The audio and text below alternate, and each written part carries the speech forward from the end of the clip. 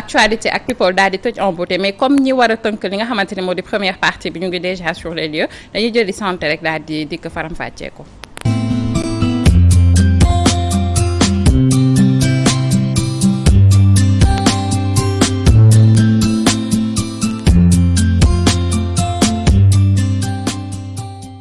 Alors Aïcha wax na leen ko tout à l'heure situation des infirmiers du Sénégal lay waxtaanee jël comme prétexte le 12 mai passé nekkoon seen journée bu ñu ko doon célébrer. Tout à fait merci Salma Ibrahima Fall ci entrée bu am solo boobule mën nañ jàpp ne nag l'infirmier c'est celui qui est au début et à la fin de toute chose en tout cas ci lu jëm ci wàllum pàcc ci pathologie yu mën a doon et puis nag l'infirmier également moo nekk koo xam te ni mën na réagir ci endroit yu bëri mais également ci plein d'exercices yoo xam ne nii takku na lool ci li nga xam ne moom moo di cercle faj infirmier bi mën na nekk ci bloc opératoire infirmier mën na nekk ci hôpital de façon générale ci partie bu nekk infirmier mën na nekk sax ci fi nga xam ne fa la ñuy fajee ñu wérlu ñu di psychiatrie infirmier mën na faj sax mën na jàppale sax li nga xam ne moo di tout tànk bi di pédiatrie comme ni mu mën a nekkee ci maison de retraite comme li nga xam ne nii mën na assister réanimation wala sax urgence donc l'infirmier il est partout tout le temps et il gère tout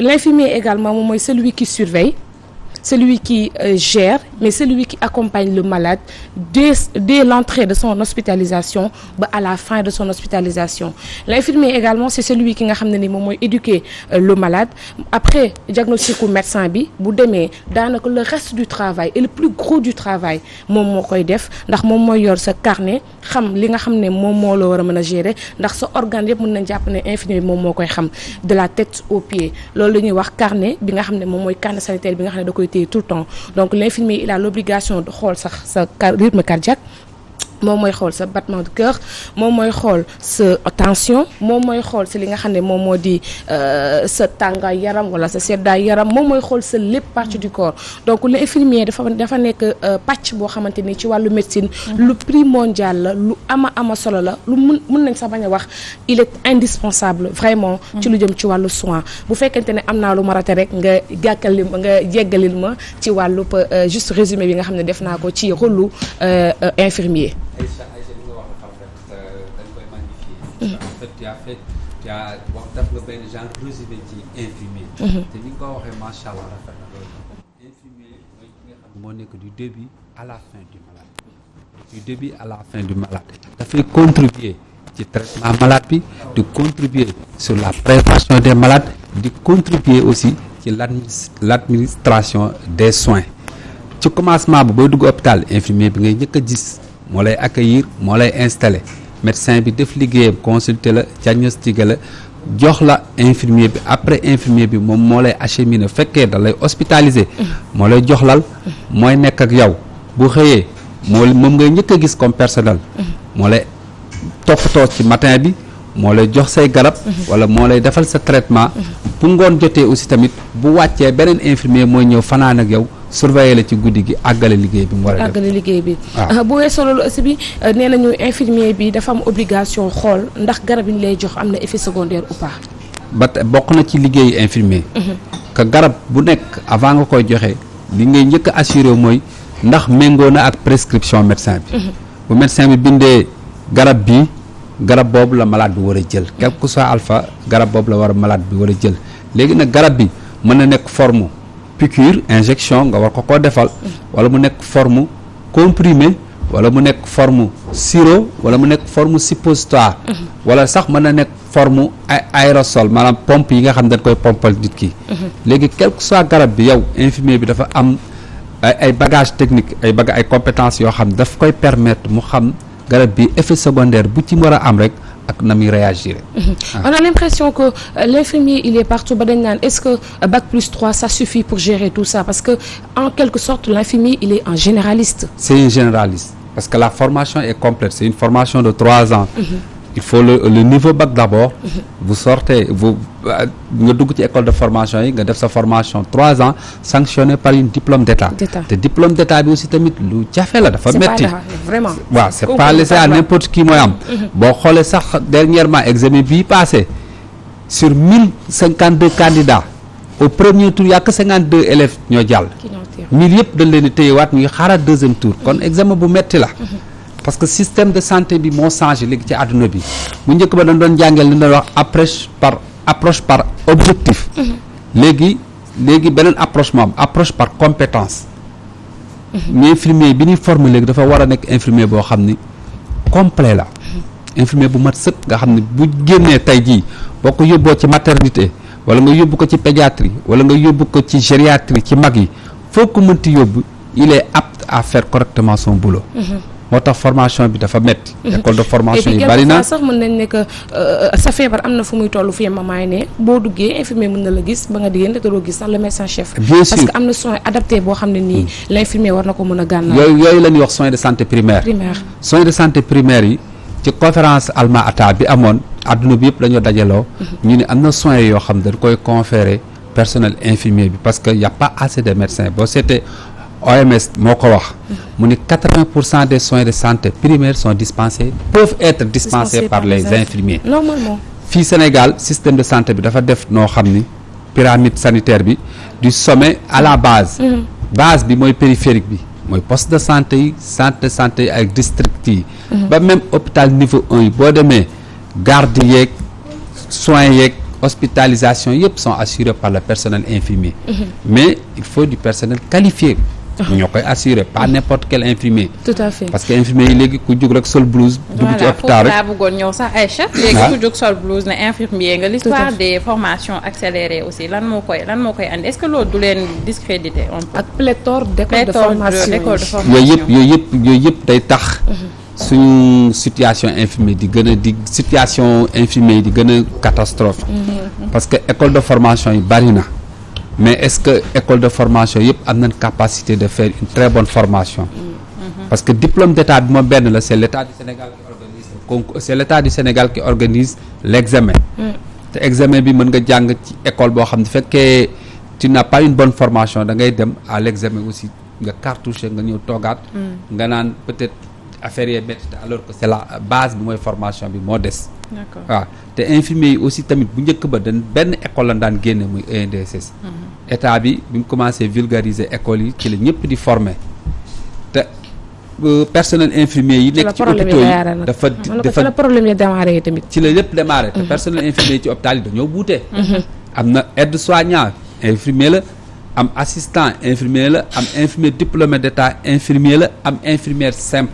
D'accord. Même personnel de soutien yi sax dañuy considérer seen bopp comme infirmier alors que liste des tâches wala fiche de soins bi ku nekk jox na la ko fiche de poste bi ku nekk jox na la ko boo xëyee ku nekk war nga xam fii nga mën lii nga mën fii nga war a yem nga bàyyi sa morom yegg la fa. mais Sénégal moom yaa li fi nekk ñëpp xam nañ ko da ngay xëy suba mën nga nekkoon sax ancien enseignant nga xëy nga dugg ci hôpitaux yi sol blouse. ñu ni kañ nga fi ñëw nga ne dañ maa affecté. waaw maire yi dañuy affecté ministère di affecté. ñëpp di affecté. bu jógee Croix-Rouge jékki-jékki rek nekk infirmier. non xam est-ce que Croix-Rouge sax tane na parce que Croix-Rouge di nga am une base de formation boo xam ne pour secourisme la.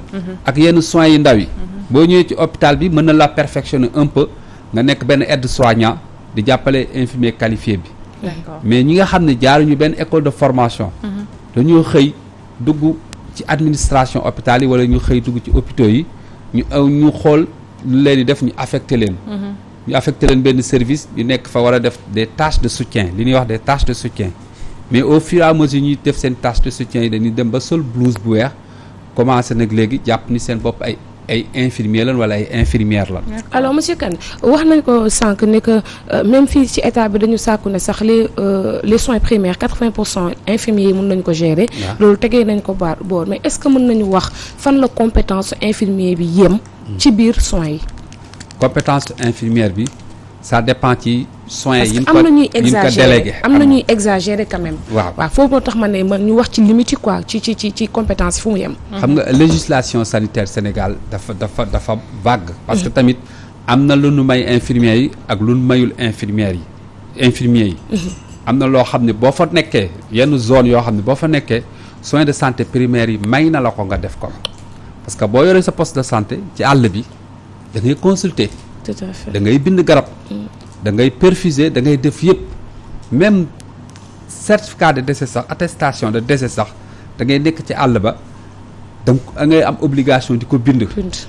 parce que boobu c'est en périphérie gisoo ku ko def ay constaté décès ñun ñëpp infirmier chef de poste yi yëpp yàgg la ñoo dem ci kër yi ay décès ñi ñoo xam seen biir kër la noppal ko ñëw ñu hôpital bala ñu koy jënc nga dem def constat de décès bi après nga délivrer certificat de décès bi. D'accord, justement. mais loolu ay prérogatives yoo xam ni dañu koo may ci kaw ñu nekk ci norme soins de santé primaire. Justement l'actualité sax moom mooy ce personnel soignant bi nga xam ne nii ci diwaanu Kaolack dem na ba prescrire certificat de décès à un enfant boo xam ne nii déjà décédé gul. yéen naka ngeen ko jàngatee su fekkente ne jàpp ngeen ci seen corps la bokk. ndax lim nga ko léegi ci yéen la bokk. kooku infirmière boobu suñu corps la bokk. parce que seen corps la bokk. assistante infirmière la. boo xam ne personnel qualifié bu am diplôme d'état. ñu affecté ko maanaam hôpital Kaolack jël ko mu fay liggéey mu war a assister infirmier d'état bi d'abord. parce que turam mooy assistant dafa war a assister infirmier d'état bi. waxuma sax mu assister médecin bi mais infirmier d'état bi la war a njëkk a assister. ay prérogative am mayu ko woon. muy délivrer un certificat de décès. décès bala ngaa délivrer un certificat de décès il faut nga def un constat de décès. te constat de décès am nañu ko yàlla jagleel. waaw parce que yàgg nañ koo wax certificat de décès de urgence nit ki bu xësee ba génn àdduna moom amatul dara lu nekk ci urgence ci moom di ko jox këyit. dañoo tàmm ñun Sénégal nag boo faatoo rek ba nu wax la parents yi ba pare li ciy tegu rek mooy gaaw jox la néew bi nga dem jenc bu dee tisbaar ñu yàqamti balaa 5 heures ñu jenc ko jullit moo baaxee waaw parce que parents malades yi sax ñoo lay def pression. mais quel que soit alpha da ngaa war a tey constater décès bi ba pare. ñi ko war a constater ko muy le médecin habilité à faire le constat de décès. il met le certificat de décès à côté heure bi tur bi ak lépp bu ko defee jox la papier bi muy ñetti exemplaire 3 exemplaires la benn bi mooy tegu ci décès bi dem ak moom morgue ba benn bi moom la ñuy jox parents yi ñu téye ko beneen bi administration lay des waaw procédure yi noonu la léegi nag bu médecin bi defee constat ba pare jox ko infirmier bi nag mooy préparer décès bi moo koy defar ba mu defar yooyu mu woo personnel de soutien bi mooy garçon de salle bi ak ambulancier bi ñu yóbbu ko morgue ba. D'accord. Voilà léegi man damay ñëw ci benn maanaam aspect damay ñëw ci benn affaire xam nga man je pense que l'erreur est humaine. Oui, c'est possible. mën nga même sax dégg nga un chirurgien qualifié professeur nangam mën na juum fépp la am mais dafa am loo xam ne il faut que nit ki mbubboo ko su ko mbubboo ci liggéey bu mu munti doon nag su ko mbubboo rek maanaam amaana erreur yi du bari waaw mooy xam lan conscience professionnelle fa tax na conscience professionnelle boobu man lu ci bare ñu baal ma de yi infirmiers yi ak infirmières yi ñu ci dama ci gis loo xam ne damay ne ñii amuñu conscience professionnelle foofu la seen problème nekkee parce que boo toogee ba pare nga ne lii la liggéey bi laaj dama koy jox li mu laaj je donne un exemple par exemple bii xewoon fii nga xam ne nag moom mooy fii Nabil Choucair mooy dem jëli ay punkal pour bés femme bi xam nga boobu xam nga déjà boobu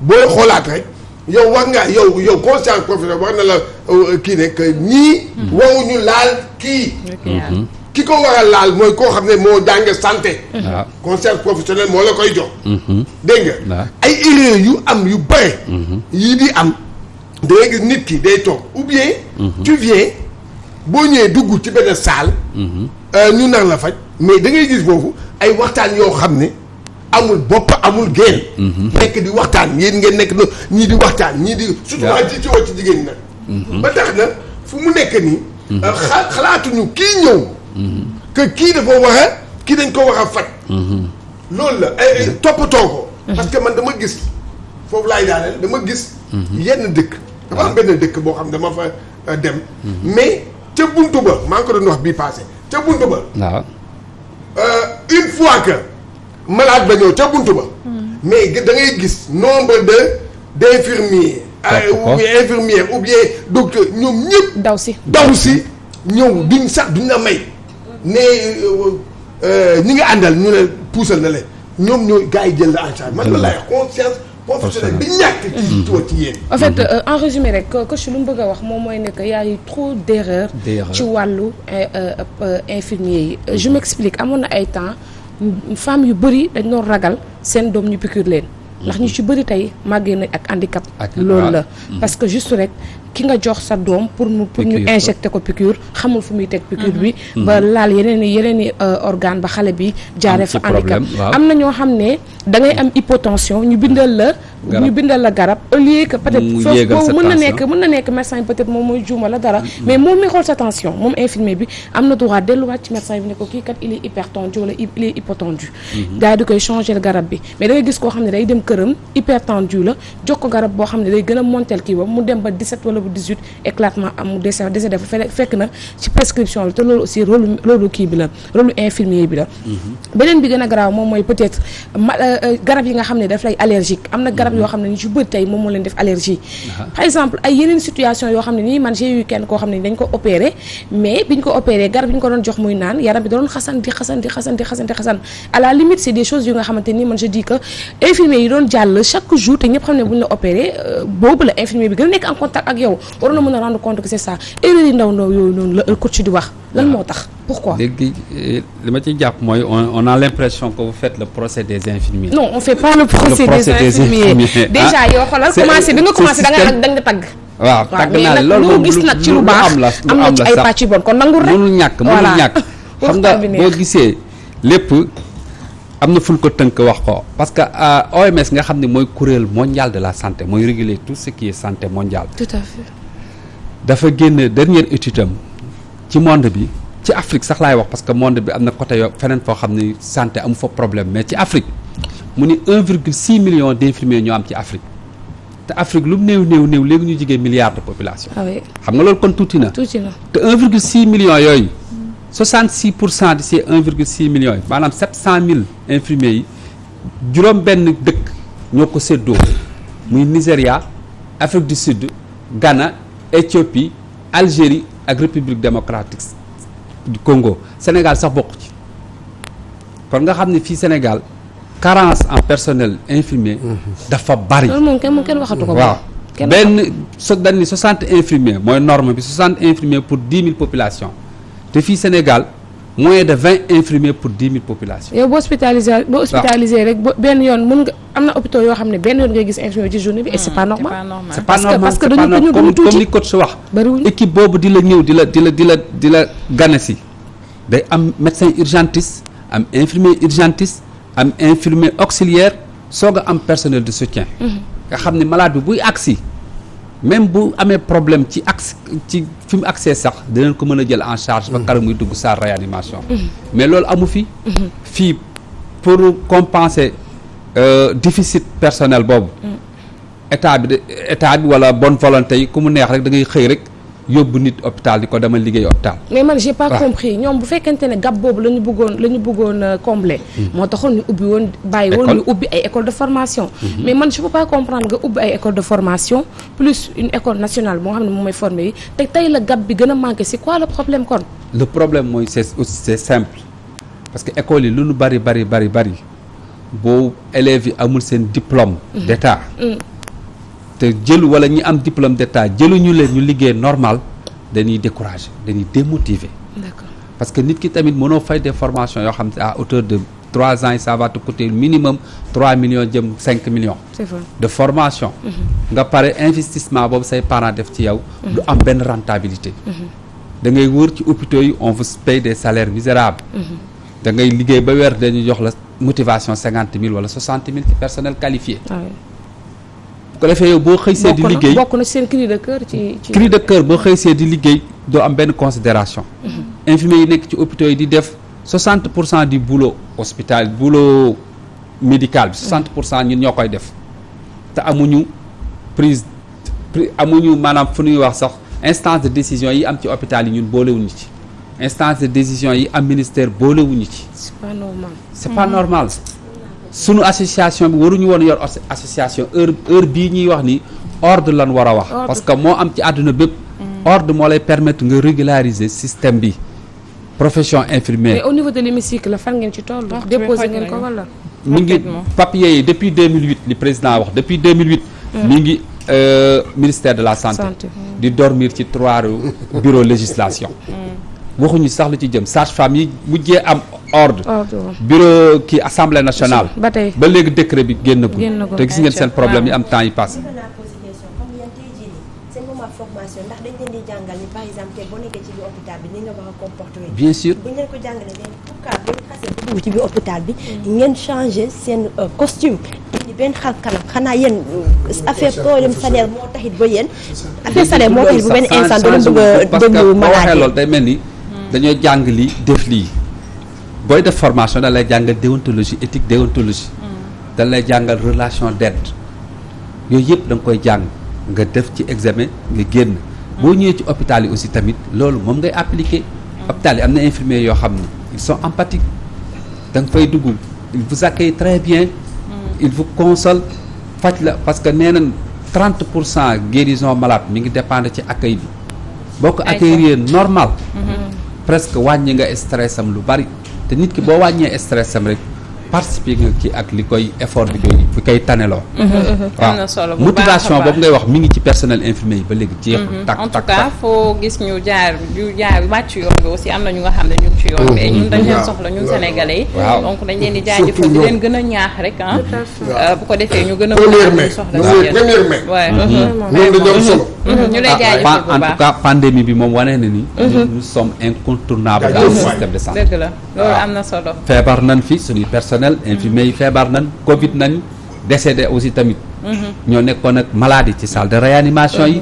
ñoo daan jox maladie. te des fois da ngay am sax ay problème mu équipement de protection individuelle. mais yooyu yëpp doo ko xool da ngay yal na yàlla barkeel liggéey bi bu baax a baax. Aïcha ñu lay jaajëfal. jërëjëf Salma Ibrahima Fall di jaajëfal bu baax a baax sunu invité monsieur Lamine Kane bu association des infirmières et infirmiers d'État du Sénégal. jaarale nuyoo bi nag si seen président sunu waay la sunu xarit la monsieur Ismaïla Mbaye ñu ngi lay jaajëfal bu baax a baax toujours présent quand on a besoin de lui surtout au niveau de Walf ku may jàppale la ci liggéey bi bu xarañ macha allah. di remercier nag ki nga xam ne moom moo jàppal jàll fii ci sama tenue bi di Fallou Hijab numéro téléphone am di 77 482 70 67. mon frère kontaan naa trop merci. macha allah ñu ngi lay jaajëfal bu baax a baax suñu frère. Aïcha donc mu mel ni l'éternel retardataire celui qui vient tout le temps en retard daal di ne dikk sur le plateau Aliou Sow ñëw na mu mel ni mën nga expliquer en même temps bu ko defee ñu jëli li nga xamante ni moo di économie le temps que Mamou di installé wu.